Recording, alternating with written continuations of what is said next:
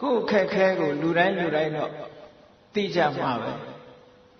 မြတ်စွာဘုရားကထောက်ပြထားတဲ့အခက်ခဲတွေကဘာတွေတုံးကြည့်ကြရအောင်လူလောကလူရည်လို့ဖြစ်လာလို့ရှိရင်နံပါတ်1ရင်ဆိုင်ရမှာကဘာလို့ဆိုရင်အာဇီဝိကဘယပဲအာဇီဝိကဆိုတာအသက်မွေးအတွက်အခက်ခဲတစ်ခုလူလမ်းမြောက်လာပြီဆိုလို့ရှိရင်အသက်မွေးဝမ်းကြောင်းအတွက်ငယ်စဉ်တောင်ကြီးကလေးဘွားကမိဘတွေကကြောင်းပို့ဘာအတွက်ပို့တာတော့ဆိုလို့ရှိရင်ကြည်အသက်မွေးဝမ်းကြောင်းပညာရဖို့ပို့တာမဟုတ်လားလူတယောက်ဟာလူဘွားမှာဝင်လေထွက်လေလေးနဲ့တဲ့အသက်ရှင်နေလို့မရဘူးတဲ့ပညာရတစ်ခုခုရှိမှအသက်မွေးဝမ်းကြောင်းပြည့်စုံနိုင်တယ်ဒါလူလောကလူတွေအတိဆုံးပဲဟုတ်ကဲ့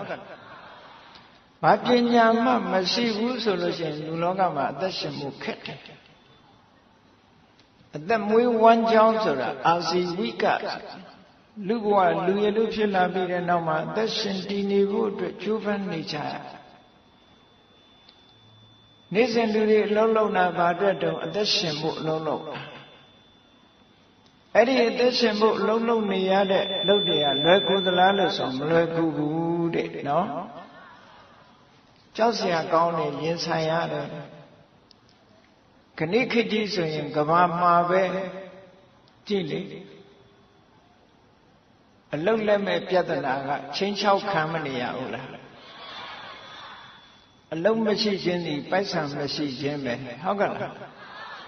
ပိုက်ဆံမရှိခြင်းဒီစားစရာနေစရာဝတ်စရာမရှိခြင်းပဲအော်အလုံးမရှိတော့ဘူးဆိုရင်ပိုက်ဆံမရှိတော့ဘူးပိုက်ဆံမရှိရင်စားစရာမရှိတော့စားစရာမရှိတော့လို့ဆိုဘယ်လိုလုပ်အသက်ရှင်နိုင်ဘူးဟုတ်ကဲ့လားဒါကြောင့်မို့လို့လူလောကလူရလို့ဖြစ်လာလို့ရှိရင်နံပါတ်1ရင်ဆိုင်ရတဲ့အခက်ခဲတော့လောကမှာအစဉ်ပြေးနေတဲ့ပုဂ္ဂိုလ်တွေမရှိဘူးလားဆိုရှိပါတယ်ဒါပေမဲ့လို့အသက်မွေးဝမ်းကြောင်းနဲ့ပတ်သက်ပြီးလူတိုင်းအစဉ်ပြေတာဟုတ်ကဲ့လားအ ਨੇ စုကအစဉ်ပြေပေမဲ့လို့အများစုအစဉ်ပြေဖို့လိုတယ်ဟုတ်ကဲ့လားကဘာရရဒီကနေ့လူဦးရေတန်းပေါင်း9000ကျော်ရှိတဲ့အထဲမှာအလုတ်လက်မဲ့ပြဿနာဆိုတာသတင်းစာတွေထဲမှာပါတယ်နော်အလုတ်ကင်မရှိလို့အလုတ်ကင်မရှိဘူးဆိုတာလှုပ်ချင်လို့လှုပ်ရတာမဟုတ်ဘူးစားစရာမရှိလို့လှုပ်ရတာဟုတ်ကဲ့ရှိတယ်လေ no work no money တဲ့အလုတ်မရှိဘူးဆိုဘက်ဆံမရှိဘူး no money no food ပဲဟုတ်ကဲ့ဘက်ဆံမရှိဘူးဆိုအစာမရှိဘူးစာမရှိရင်ဘာလို့လဲငတ်သိဖို့ပဲရှိတာပေါ့ဒါကြောင့်မို့လို့မြတ်စွာဘုရားကဖျားဟောတဲ့တရားတွေကလူလောကရဲ့သဘာဝကိုကြည့်ပြီးဟောထားတာ reasonable ဖြစ်တယ် logical ဖြစ်တယ်လို့ပြောတာနော်နံပါတ်1ကအာဇီဝိကဘုရားတဲ့လူဘဝရောက်လာလို့ရှိရင်နံပါတ်1ရင်ဆိုင်ရမှာတော့အသက်မွေးဝမ်းကြောင်းမှုနဲ့ပတ်သက်ပြီးရင်ဆိုင်ရလိမ့်မယ်တဲ့ဒါဟုတ်တယ်အလုံးပို့ပြီးတော့ဘဝအသီးသီးမှာလူတိုင်းဟာကဘာမှာရှိတဲ့လူတွေကဘာရင်ဆိုင်နေရတော့ဆိုဒီအလုတ်ပဲရင်ဆိုင်နေကြတယ်ဟုတ်ကဲ့အာဇီဝိကဘယလို့ခေါ်တဲ့ကြောက်စရာကောင်းတဲ့အသက်မွေးဝမ်းကြောင်းအခက်အခဲတစ်ခုဖြတ်ကျော်ဖို့ဆိုတာအင်အားရှိမှဖြစ်တယ်တဲ့အင်အားမရှိမဖြစ်ဘူးဒါနံပါတ်1ရင်ဆိုင်နိုင်သက်မွေးဝမ်းကြောင်းဆိုတာနေ့စဉ်စားဝတ်နေရေးလူဘဝလူရည်လို့ဖြစ်လာလို့ရှိရင်အသက်ရှင်ဖို့အတွက်အရာလေးမျိုးကိုမှီပြီးတော့နေရအဲ့ဒါဘာလို့ဆိုရင်စားစရာရဲ့ဝတ်စရာရဲ့နေစရာရဲ့မကြမ်းမမာဖြစ်ရင်ဆေးဝါးရဲ့ဟုတ်ကဲ့ဒါပဲဘုန်းကြီးတွေလည်းဒါပဲဘုန်းကြီးတွေရဲ့ပစ္စည်း၄ပါးဆိုတာကြားဦးရလိမ့်မယ်စတုပစ္စယပစ္စည်း၄ပါးကိုလှူဒန်းပါ၏ဆိုတာပစ္စည်း၄ပါးဆိုတာဒါပဲဟုတ်ကဲ့ လူတွေလူလောကမှာအသက်ရှင်ရပ်တည်နေတာရောဒါပဲမဟုတ်လားစားစရာရှိရမယ်ဝတ်စရာရှိရမယ်နေစရာရှိရမယ်မကျန်းမာရင်ဆေးရှိရမယ်ဘုန်းကြီးတွေကြတော့စွမ်းသင်္ကန်းကြောင်းဆေးပစ္စည်းလေးပါလို့ဒီလိုပြောတာနော်စွမ်းဆိုတာစားစရာသင်္ကန်းဆိုတာဝတ်စရာကြောင်းဆိုတာနေစရာဆေးဆိုတာမကျန်းဖြစ်လို့ရှိရင်အသုံးပြုစရာဟောလူဘဝအသက်ရှင်ရေးဟာဒီလေးမျိုးပဲဘယ်သူပဲဖြစ်ဖြစ်အဲ့ဒါလို့အသက်ရှင်တည်နေဖို့ရအတွက်စားစရာအတွက်အလုပ်ရှိရမယ်ဝတ်စရာရဖို့အတွက်အလုပ်ရှိနေရမယ်နေစရာရှိဖို့အတွက်အလုပ်ရှိနေရမယ်မကျန်းမမာရင်ဆေးကုသဖို့ဆိုတာရှိရမယ်အဲ့ဒီလိုမှမရှိရင်လူလောကအသက်ရှင်နိုင်မှာမလားမရှင်နိုင်ဘူးဒါကြောင့်မို့လို့လူတိုင်းနံပါတ်1ရင်ဆိုင်ရတာတော့အသက်မွေးမှုပဲဒါကြောင့်မို့အသက်မွေးမှုပညာတွေကိုမရအရကျောင်းတွေမှာတို့ college တို့မှာတို့တက္ကသိုလ်တွေမှာတို့သွားပြီးတော့စီးပူအထောက်ကြရတယ်ငွေကြေးဒဏအကုန်ခံမြောင်များစွာအကုန်ကြခံပြီးတော့ဒီပညာရက်တွေသင်ယူရဘာဖြစ်လို့အသက်မွေးဝမ်းကြောင်းအတွေ့ဟုတ်ကဲ့အပြောသင်တာဟုတ်ကဲ့လားမဟုတ်ဘူးပညာကောင်းကောင်းရလို့ရှိရင်အလုပ်ကောင်းကောင်းရမယ်ဆိုတဲ့မျှော်လင့်ချက်ပဲမဟုတ်လား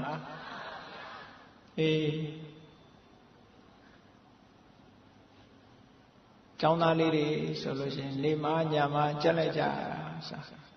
ကုခေတ်ကလေးလေးတွေဟာကြည်အမေရင်ခင်ကခွာလိုက်တာနဲ့သူတို့ကြောပေါ်မှာလွယ်အိတ်ကြီးတွေရောက်လာလွယ်အိတ်ကြီးတွေကြောပိုးပြီးတော့သွားလိုက်ရတာကျောင်းကပြန်တော့ကျူရှင်းနဲ့ဟုတ်ကဲ့လား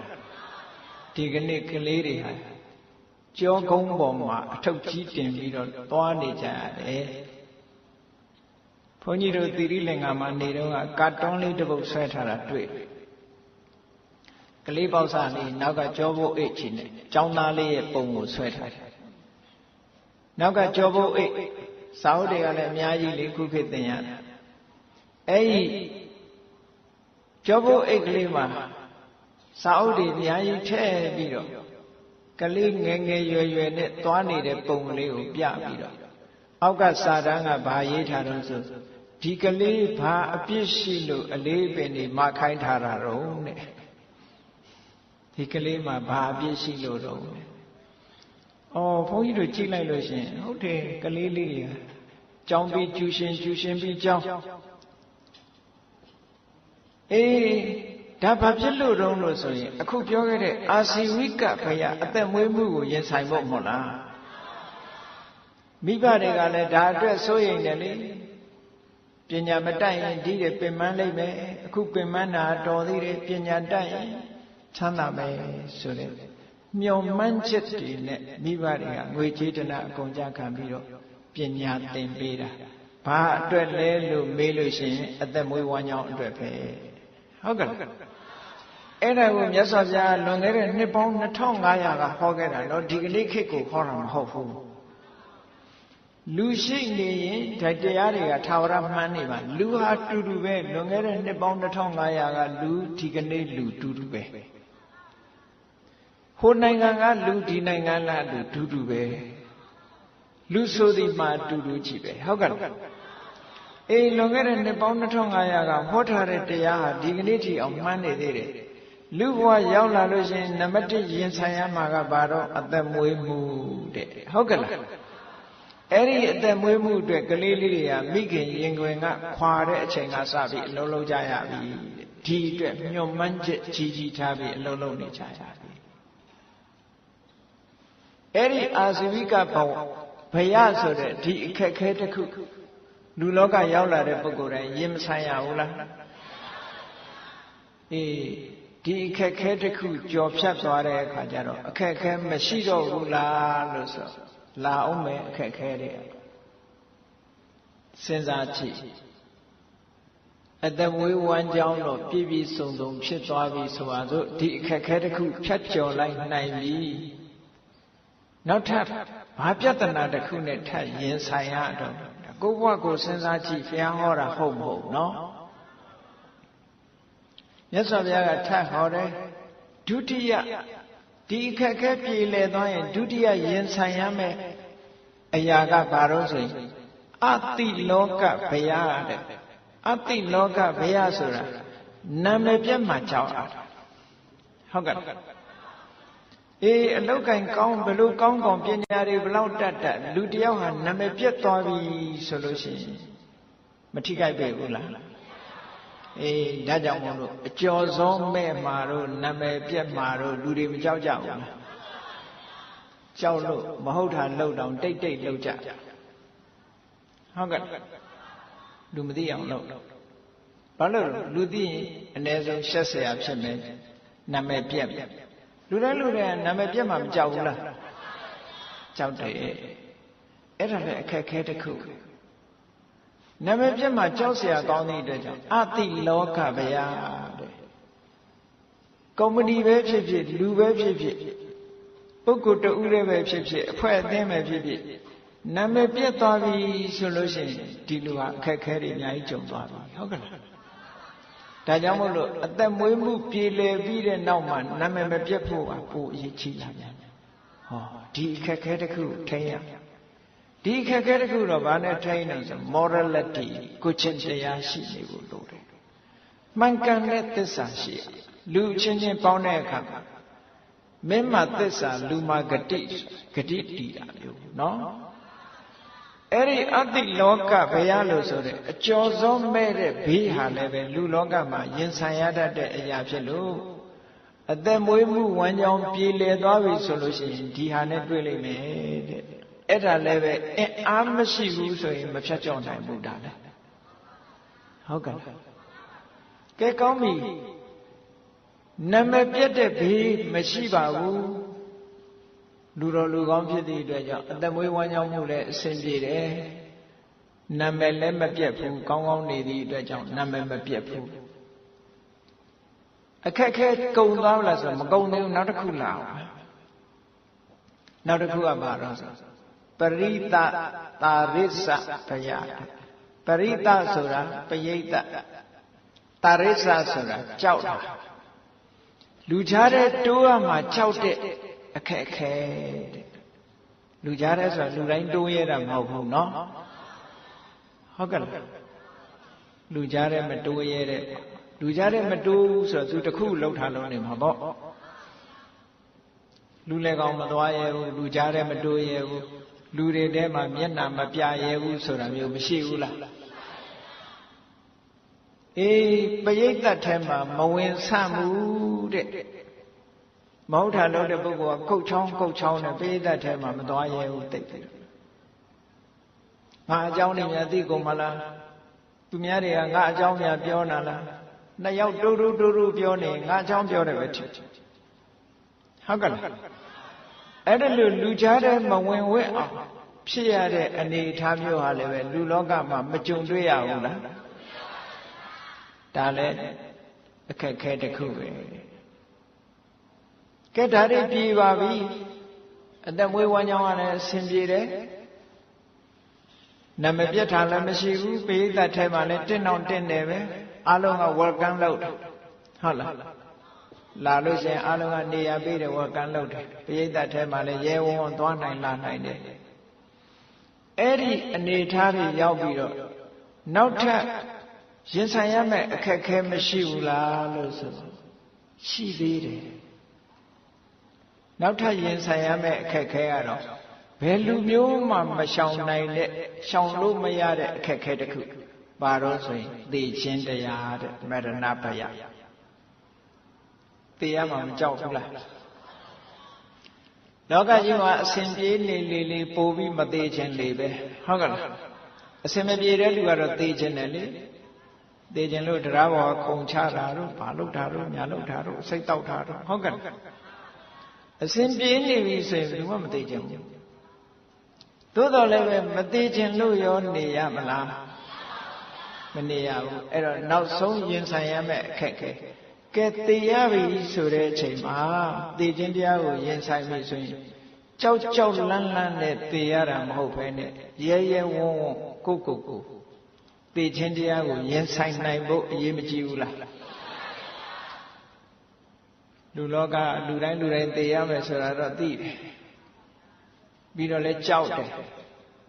ကြောက်နေလို့လဲလွတ်လားဆိုမလွတ်ဘူးတချို့များဘလောက်ကြောက်တုံးလို့ဆိုလို့ရှိရင်သေရမှာဘလောက်ကြောက်တုံးဆိုရင်မင်းအသက်ဘလောက်ရှိပြီတော့မေးရင်မကြိုက်ဘူးဘုန်းကြီးတို့အရက်စီကတခါကြီးတယောက်ဆိုလို့ရှိရင်သူ့အသက်မေးလို့ရှိရင်အဲ့ဒါရန်သူပဲသူကဘာဖြစ်လို့အသက်မေးတာမကြိုက်တုံးဆိုရင်သေမင်းကြားသွားမဆုံးလို့တဲ့အသက်ကိုမမေးနဲ့သေမင်းကကြားသွားမဆုံးလို့တဲ့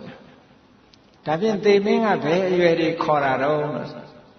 သေမင်းကအရွယ်မကြီးပါဘူးခေါ်ပါတယ်ဟုတ်ကဲ့လား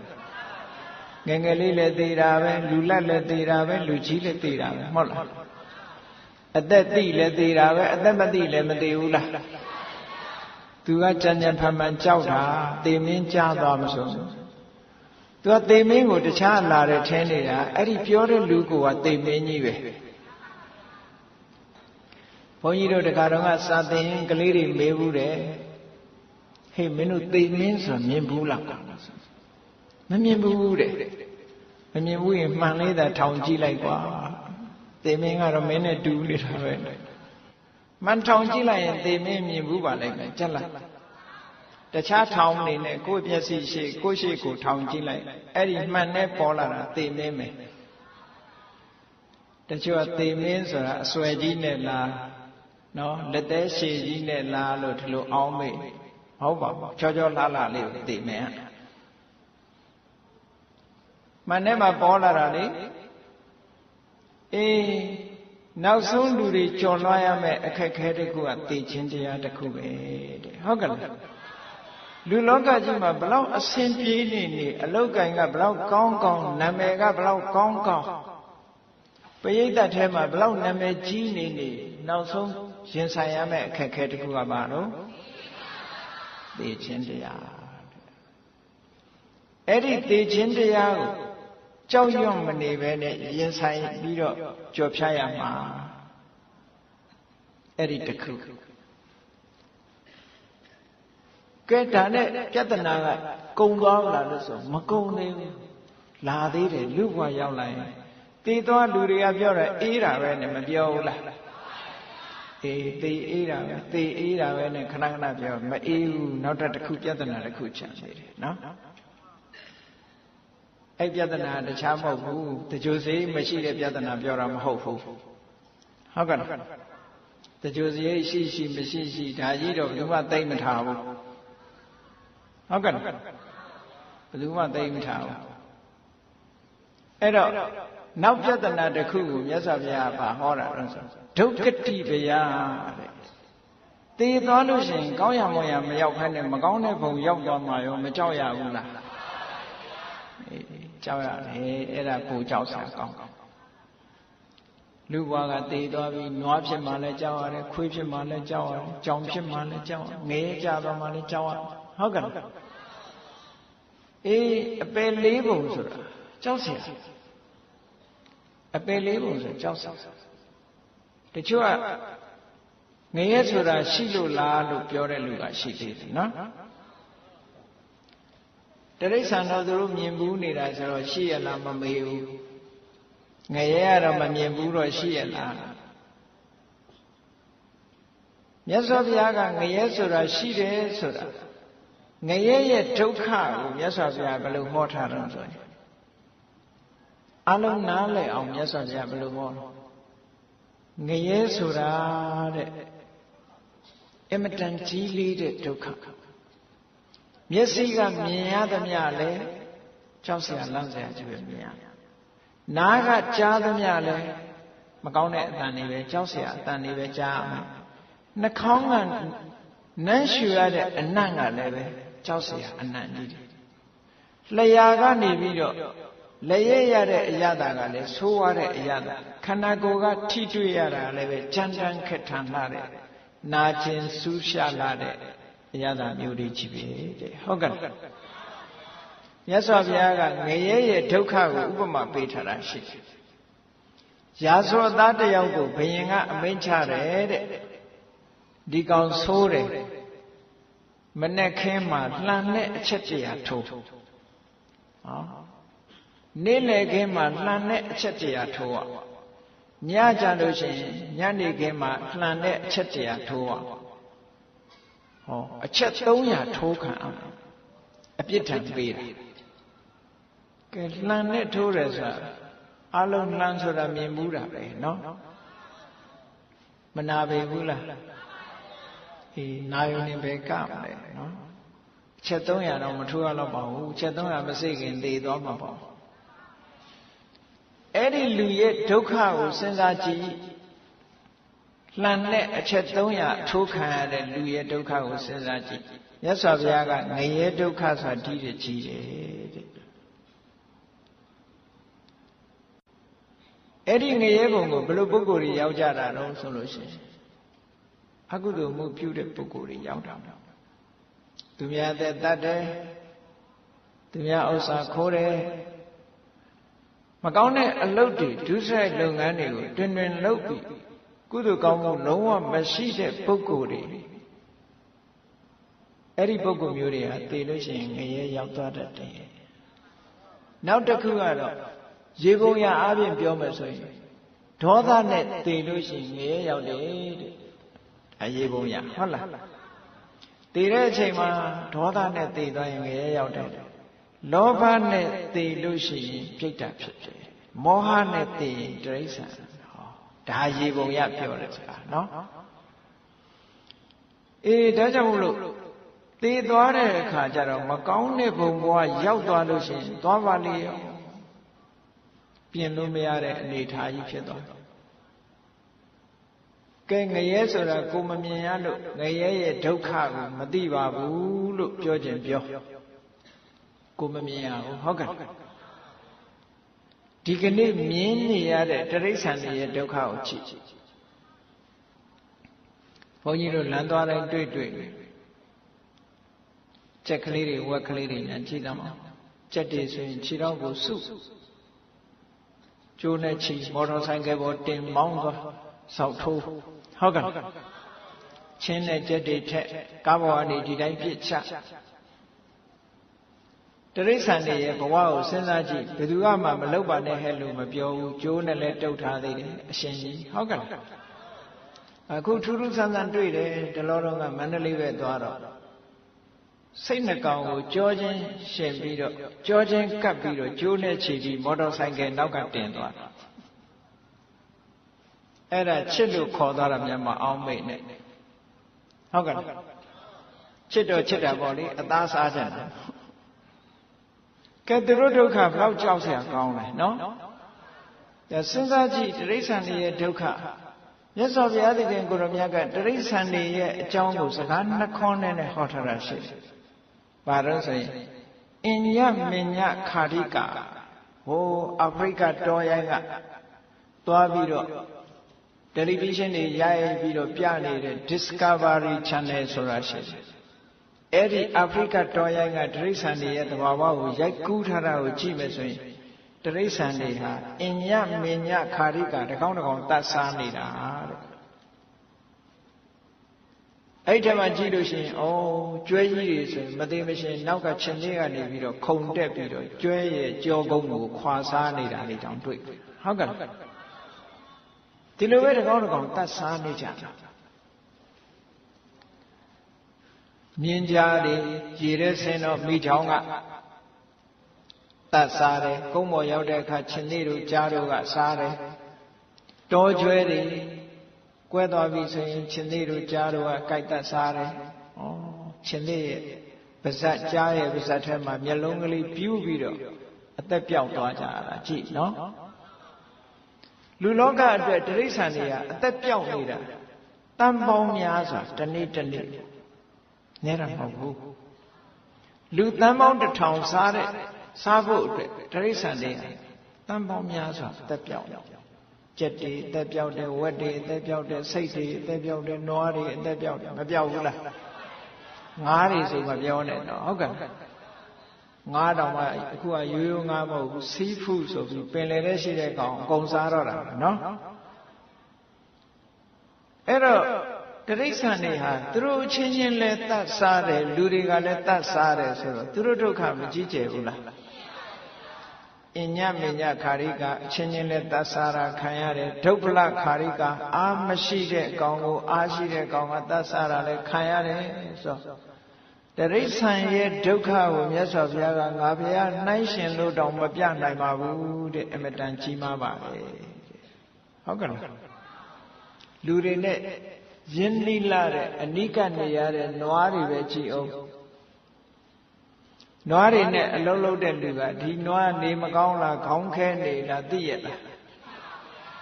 ခေါင်းခဲလဲလှုပ်ပဲနော်ဘိုက်နာနေလဲပြောတတ်ကြလားအစာစားလို့ရင်လည်းစားသေးတယ်မလုပ်ပြရစေနဲ့ရမလားဘာမှမပြောတတ်ဘူးဟုတ်ကဲ့အကုသိုလ်ကံအကျိုးပေးထားတဲ့အတွက်ကြောင့်ဘာဆိုဘာမှမပြောတတ်ဘူးခိုင်းရလို့ကဲသူတို့ဒုက္ခကိုနည်းနည်းလေးစဉ်းစားကြည့်ဘလောက်ကြီးချင်အလွန်ကြီးမားတဲ့ဒုက္ခကြီးဒါကြောင့်မို့လို့နောက်ဆုံးလူတွေအတွက်မှကြောက်เสียအခက်ခဲတစ်ခုကဘာလို့ဆိုရင်ဒုက္ခတိပယတဲ့မကောင်းတဲ့ဘုံဘဝရောက်သွားမှာကြောက်เสียအကောင်းဆုံးပဲမြတ်စွာဘုရားကတစ်ချိန်တစ်ခါဒုက္ခတိဘုံရောက်သွားတဲ့ပုဂ္ဂိုလ်ဟာလူဘဝပြန်ရဖို့ဆိုတာအလွန်ခဲယဉ်သွားပြီတဲ့ဟုတ်ကဲ့လားဘာဖြစ်လို့ခဲယဉ်သွားပြီလဲလို့ဆိုလို့ရှိရင်လူဘဝကမှကုသိုလ်စိတ်ကလေးတစ်ခါတည်းဖြစ်နိုင်သေးတယ်တိရစ္ဆာန်ဘဝကုသိုလ်ဖြစ်ဖို့ဆိုတာအလွန်ခွင့်ရနေသွားကုသိုလ်မှမဖြစ်လို့ရှိရင်ကုသိုလ်ကောင်းမှုကသာလူဘုံကောင်းရာဒုက္ခတိကိုရောက်စေနိုင်တာဖြစ်သည့်အတွက်ကြောင့်ကုသိုလ်စိတ်မှလုံးဝမဖြစ်တဲ့တိရစ္ဆာန်တွေဖို့လူဘဝပြန်ရဖို့ဆိုတဲ့ဟာအမတန်မှခဲယဉ်သွားကြီးကျယ်တဲ့ဆုံးရှုံးမှုကြီးပဲသူတို့ဟုတ်ကဲ့မြတ်စွာဘုရားကကာဏကိစ္စပောပမသုတ်တံမှာဆိုရင်ကာဏဆိုတာမျက်စိကန်းနေတဲ့ကိစ္စပဆိုတာလိတ်ကန်းမျက်စိနှလုံးကွဲနေတဲ့လိတ်ကြီးတစ်ကောင်ပင်လယ်ထဲမှာပင်လယ်ကျမ်းပြည်ရေထဲမှာမြေကျက်စားနေတယ်အဲ့ဒီပင်လယ်ထဲမှာလည်းပဲအပေါက်တစ်ပေါက်ထဲရှိတဲ့ထံဘူရုံကြီးလည်းပဲလှိုင်းပုတ်ရမျောချင်ရမျောနေတယ်အဲ့ဒီအချိန်မှာပင်လယ်ထဲမှာလှည့်လည်ပြီးတော့ကျက်စားနေတဲ့လိတ်ကမ်းကြီးကနှစ်ပေါင်း100ကြာတဲ့အခါမှာပင်လယ်မျက်နှာပြင်ပေါ်လာပြီးခေါင်းကလေးပြူတယ်တဲ့အဲ့ဒီသူခေါင်းလေးပြူလိုက်တဲ့အခိုက်မှာခုနတော့ကမျောချင်ရမျောနေတဲ့ထဘိုးတော်ကြီးရဲ့အပေါက်နဲ့သူ့ခေါင်းနဲ့စွန့်မိဖို့ဆိုတာဖြစ်နိုင်မှာမလားအဲ့ဒါကမှမတော်တဆဖြစ်ခြင်းဖြစ်အောင်ပဲတဲ့လူပြန်ဖြစ်ဖို့ခက်တယ်ဟောဖျားပေးတဲ့ဥပမာနော်မယုံမရှိနဲ့တချို့ကတော့လူလောကလူဥယျာဉ်တွေတိုးနေသည့်အတွက်ကြောင့်လူဘဝရခဲ့တယ်လို့တော့မယုံကြတတ္တဝါတွေရဲ့အနေအထားကိုစဉ်းစားကြည့်လူနဲ့တိရစ္ဆာန်ဘယ်အများလူကပါခုမှတန်ပေါင်း9000ဆိုတာရှိတိရစ္ဆာန်ကြတော့တန်ပေါင်း9000မကဘူးဟုတ်ကဲ့တမျိုးတည်းတင်ကိုမကပွဲစိတ်တမျိုးတည်းတင်ပဲကြည့်ပေါ့နော်ပွဲစိတ်တမျိုးတည်းတင်ငါးတမျိုးတည်းတင်ပဲဒီလောက်မကအဲ့တော့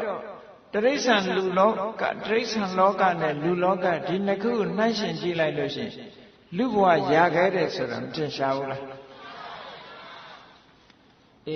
ကုသိုလ်ကောင်းမှုလေးရှိလို့လူဘဝလာကျင်တာတောင်ခုခေတ်မှာလာခွင့်မပြုဘူးဆိုတာတွေကြားဘူးကြပါတယ်တဲ့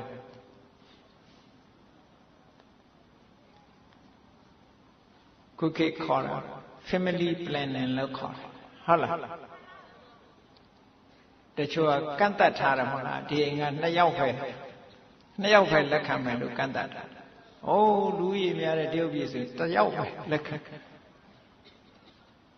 အဲ့ဒါလာခွင့်မပြုဘူးကြံတဲ့လူတွေမဟုတ်လား